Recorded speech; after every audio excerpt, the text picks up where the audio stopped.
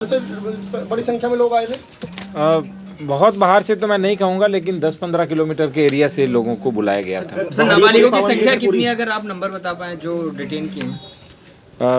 वर्तमान में 25 लोग हैं, लेकिन कुल लगभग 700-800 लोगों की संख्या है, तो एक एक करके आइडेंटिफाई करके सबको डिटेन किया जाएगा। पता चल सकता है किस तरीके के वेपन रिकवर हुए हैं, क्या देशी एक तो आपको दिखाया था, ये चाकू तो मैंने भी पहली बार देखा, जो दोनों तरफ से चलता है, जो भीड़ में चलाने के लिए ही होता है। और उसके अतिरिक्त कुछ तमंचे भी बरामद हुए हैं, और बाकी जो भी चीज़ होगी इन्वेस्टिगेशन के बाद आपको डिटेल से सूचना सर एक सवाल क्रिमिनल कॉन्स्पिरेसी को लेकर बात करना चाहूंगा, क्योंकि यहाँ पर एक सांसद हैं और एक दूसरे सपा सांसद के बेटे हैं, तो क्या इन दोनों ने आपस में मिलकर किया है या इन दोनों ने अलग अलग जो है भीड़ को उकसाया? FIR हो चुकी है और इन्वेस्टिगेशन के बाद जो भी डिटेल आएगा उसके अनुसार उन पर कार्रवाई की जाएगी। क्या इन दोनों लोगों की आपस में भी ऐसी बात है कि मस्जिद पे ज्यादा कब्जा मेरा हो, तो डोमिनेंस को लेकर इन लोगों में डोमिनेंस को लेकर इन्होंने लोगों को भड़काया? जो इन्वेस्टिगेशन होगा वो इन्वेस्टिगेशन का विषय है, हम प्राइमा फेसी नहीं कह पाएंगे, अभी हम केवल FIR की है और उसके बाद। Thank you everyone.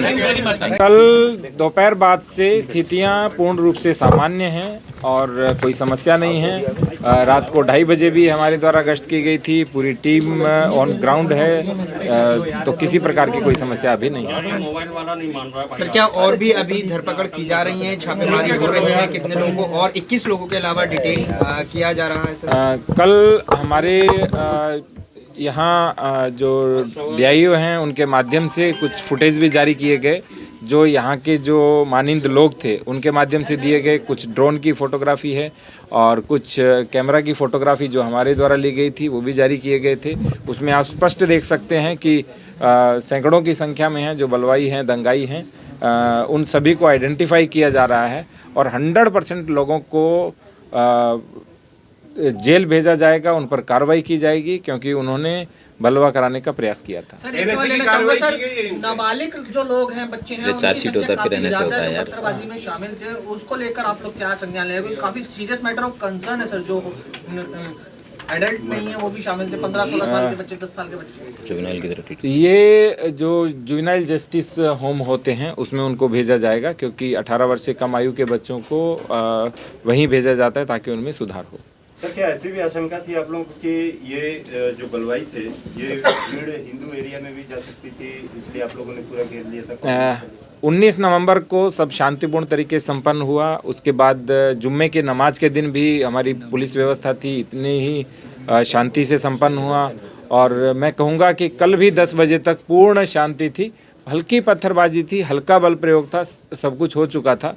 लेकिन जैसे ही ये अनाउंसमेंट हुआ कि सर्वे कंप्लीट हो चुका है, बहुत अच्छे से सर्वे हो चुका है, उसके बाद अचानक से पत्थर शुरू हो गए थे और उसके बाद सब कुछ स्टार्ट। सर, इस मामले में क्या लार्जर कॉन्स्पिरेसी सामने आई है? क्योंकि जिस तरीके से सुनियोजित तरीके से 3 रास्तों से लोग निकल कर आए थे, क्या उनका मकसद था कि सिर्फ मस्जिद के इलाके में नहीं बल्कि शहर के अन्य हिस्सों में भी हिंसा की आग को पहुंचाना उनका मकसद था? और हमारे हथियार जिस तरीके से थे, तो क्या पहले से तैयारी करके उनको बनाया गया था? कहीं एक जगह ऐसी कोई जगह आइडेंटिफाई हुई है? हमें जो अभी प्रतीति हुई है प्राइमा फेसी, वो ये लग रहा है कि रातों रात इसका हो सकता है प्लानिंग किया गया हो, और बाकी डिटेल जब इन्वेस्टिगेशन होगा उसके बाद पता चलेगा। क्योंकि जब आपस में इतनी पत्थरबाजी की, इन्होंने अपने ही लोगों के ऊपर पत्थरबाजी की, गोली चलाई और हथियार का जो प्रयोग कर रहे थे, इस बात का प्रतीक था कि मे भी आपस में भी इनके अंदर कुछ न कुछ रहा हो। सर, कुछ घरों से भी वेपन रिकवर हुए? हाँ। घरों से भी कुछ वेपन रिकवर हुए हैं और वो सारा रिपोर्ट के अंदर है। अपना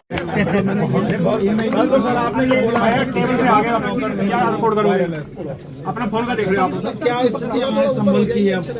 कार्रवाई शांत हो जाइए। मोबाइल नीचे कर लो ना भैया, हम नीचे कर पहला प्रश्न पूछिए, कोई प्रश्न पूछना चाहते हैं? सर, क्या स्थिति है संभल की वर्तमान समय में? उसमें मुकदमा लिखाया जा रहा है और उसमें कई सारे लोग जो हैं गिरफ्तार हुए हैं। साफ फैसल ने कुल 200 लोग और 6 नामजद लोगों के खिलाफ जो है, क्योंकि उसी क्षेत्र के रहने वाले हैं तो जानते भी हैं, 6 नामजद लोग और 200 अन्य लोगों के खिलाफ मुकदमा जो है उन्होंने लिखवाया है। दीपक राठी नाम के हमारे सब इंस्पेक्टर हैं, जो भी कल घायल भी हुए थे, उनके द्वारा, जो यहाँ के एकता चौकी प्रभारी भी हैं, 800 लोगों के खिलाफ मुकदमा लिखवाया है उन्हें। जियाउर रहमान बर्क और सोहेल इकबाल नामक ये 2 नामजद अभियुक्त हैं जिनको उन्होंने अभियुक्त बनाया है। उनके द्वारा बताया गया है कि भीड़ को इन लोगों ने भड़का के बलवे का रूप दिया। यह उल्लेखनीय है कि जियाउर रहमान बर्क को 168 BNSS का नोटिस जनपद संभल की थाना कोतवाली पुलिस द्वारा भी पूर्व में दिया गया था। उनके द्वारा पूर्व में भी भड़काऊ भाषण दिए गए थे।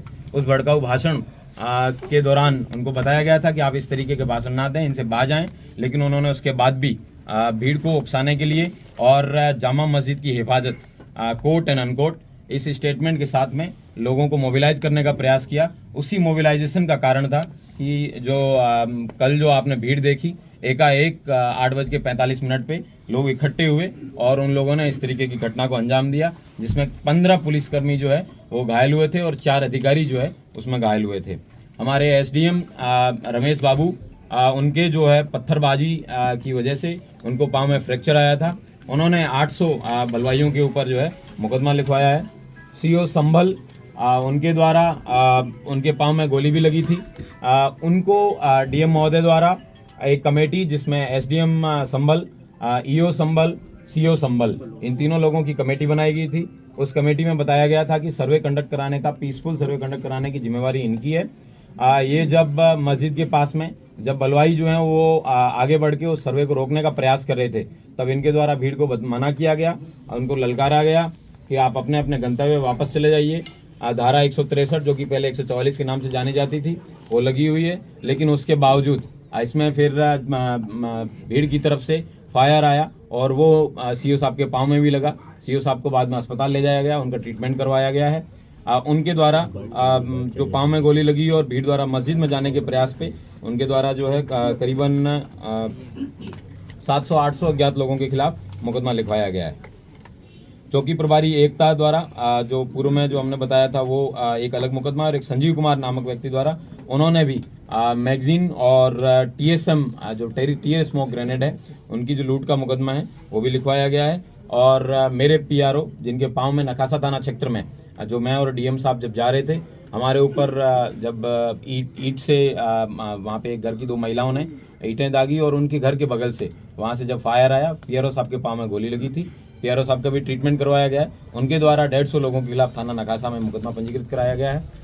और रहमान पुत्र ममलूक और रहमान ये यहाँ के निवासी हैं, थाना नखासा क्षेत्र के रहने वाले हैं। सर PM रिपोर्ट में क्या पुष्टि हुई है, क्या भी मिला है लोगों से, मृतकों से? PM रिपोर्ट विवेचना का विषय है, ये विवेचक का प्रेरोगेटिव है। इसके बारे में मैं कोई कमेंट नहीं करना चाहूँगा। ये विवेचना पे समय आने पे आपको बता दिया जाएगा।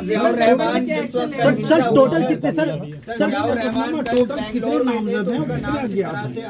कल जब फोरेंसिक टीम द्वारा मौके पे कल देर रात्रि जब सब लोग चले गए थे, इस तरीके के वेपन उनके वहां से घटनास्थल पे जहाँ पे कई सारे चप्पल जूते पड़े थे उनके बीच में ये भी बरामद हुआ है। इस तरह देख सकते हैं कि आप भीड़ के जो बलवाई थे, पत्थरबाज थे, उनका क्या मकसद था, उनका क्या उद्देश्य था। पुलिस वालों के पाँव में गोली लगी है और इस तरीके की ये जो है जो उनका जो उद्देश्य था, लेकिन हमारी पुलिस ने और प्रशासन ने साथ में कंधे से कंधा मिला के एक बहुत अच्छे सूझबूझ से इस जो पत्थरबाजों की मंशा थी उसको कंप्लीट नहीं होने दिया। उनकी इच्छानुसार उन्होंने सर्वे को रोकने का भरपूर प्रयास किया। सर्वे शांतिपूर्ण कंप्लीट हुआ, जो कि माननीय न्यायालय के आदेश के अनुसार हो रहा था, और मैं उम्मीद करता हूं कि आगे भी है शांति व्यवस्था कायम रहेगी और सभी पत्थरबाजों को आइडेंटिफाई किया जाएगा और जितने भी लोगों के खिलाफ मुकदमा लिखा गया है उन सब लोगों को गिरफ्तार करके जेल भेजा जाएगा। टोटल कितने नामजद? 100 कई जगह 800 जितने भी बलवाई हैं, दंगाई हैं, उन सबको पहचान में लाया जाएगा और उन सबको गिरफ्तार करके जेल भेजा जाएगा। फैक्ट क्लैरिफाई कर दीजिए, जो जियाउर रहमान बर्क का आपने नामजद, ये कल की हिंसा में उनका नाम आया पूर्व में दिए गए बयान पर, क्योंकि कल वो बेंगलोर में थे जो सांसद है। किसी भी व्यक्ति का किसी भी जगह पे होने से उसका कोई उद्देश्य नहीं होता है। उनके द्वारा जो दिए गए पूर्व में दिए गए बयान थे और 168 BNSS का नोटिस उनको भी तामील कराया गया था। उनके पिताजी को जो ममलूक उर रहमान है उनको 10 लाख के मुचलके से पाबंदी करवाया गया था। इस तरीके के इन लोगों के द्वारा बार बार समय समय पर बयानबाजी की जा रही थी, जिससे लोगों को है समय समय पर भड़काया जा रहा था। टोटल कितनी मौतें हुई हैं सर अब तक? अभी तक वर्तमान में 3 जो है लोगों की डेथ की पुष्टि हुई है। उन लोगों के जो दफन है उनकी कर दिया गया है और बाकी जो सूचना समय पे मिलती रहेगी बताते रहेंगे। एक व्यक्ति की डेथ रिपोर्ट हुई है मुरादाबाद में, लेकिन पोस्टमार्टम के बाद में पता चलेगा कि वो जनपद संभल में किस कारण से उस व्यक्ति की डेथ हुई है।